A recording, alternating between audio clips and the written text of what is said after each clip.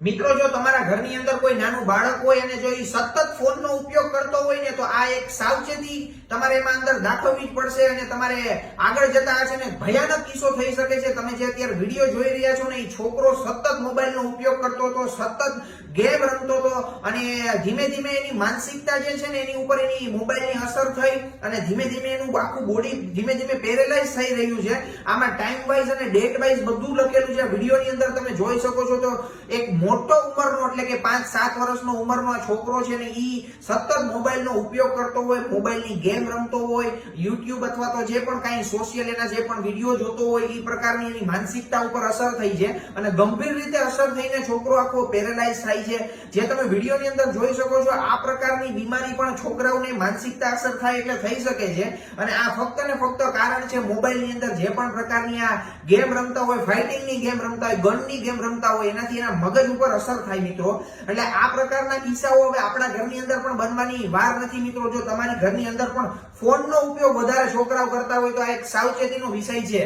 સાવચેતીનો વિષય હું એટલે કહું છું કેમ કે આમાં છે ને તમારા જે છોકરાઓ છે ને એને તમે મોબાઈલ તો આપતા જ નહીં અને જો તમારે કઈ એની પાસે એક્ટિવિટી કરાવવી હોય ને તો એ તમે એની પાસે કરાવી શકો છો. સ્વિમિંગ છે, આજકાલ જીવનમાં બહુ બધી એક્ટિવિટીઓ છે જેમ કે સ્વિમિંગ છે, સ્કેટિંગ છે, એને બેડમિન્ટન છે, ફૂટબોલ છે, એ બધી એક્ટિવિટી તમે કરાવશો ને તો તમારું છોકરું ઓટોમેટિક મોબાઈલ જોવાનું બંધ કરી દેશે. પણ જો ઘરમાં ને ઘરમાં રહેશે અને આપણે મા બાપ છીએ એટલે આપણે તો કામમાં જ રહેવાના છીએ આપણા ઘરના અને આપણા છોકરાને આપણે મોબાઈલ હાથમાં આપી દઈએ કે તું ભાઈ મોબાઈલ જો, પણ મોબાઈલમાં શું જોવે ને એ બી જોવાનો આપણી પાસે ટાઈમ નથી હોતો.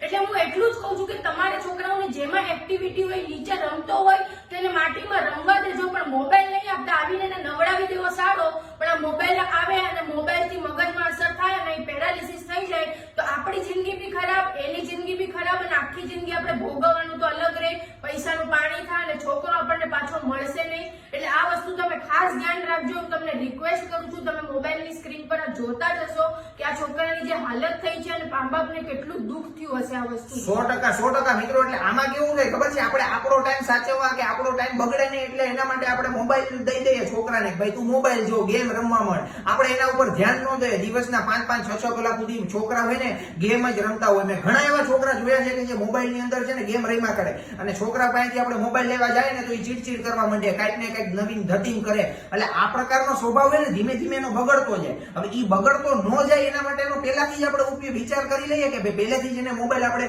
લિમિટેડ ટાઈમ માટે આપવાનો, નો આપવાનું એવું નથી, ટાઈમ એનો ફિક્સ રાખવાનો. રોજની આપણે એને અડધો પોણો કલાક આપો. ભાઈ એની અંદર બી એને ગેમ નહીં રમવા દેવાની. એની અંદર છે ને સારા વિડીયો ભલે જોવે એના, ભાઈ કાર્ટૂનના વિડીયો જોતા હોય એમાં કાંઈ વાંધો નથી, પણ આ જે ગેમ રમતા હોય, ઓલા ફાઇટિંગ વાળી ગેમ રમતા હોય કે જે એક પ્રકારની એને અંદરથી જેમ થઈ જાય કે મારે ફાઇટ કરવાની છે, મારે જીતવાનું છે. હવે નાનપણની અંદરથી જો એને એવી જીતવાની અને મારવાની ને તોડફોડ કરવાની ને એવી અંદરથી એને રુચિ જાગી જાય ને તો એના પછીથી એના મગજ ઉપર છે ને ખરાબ અસર થવા માંડે.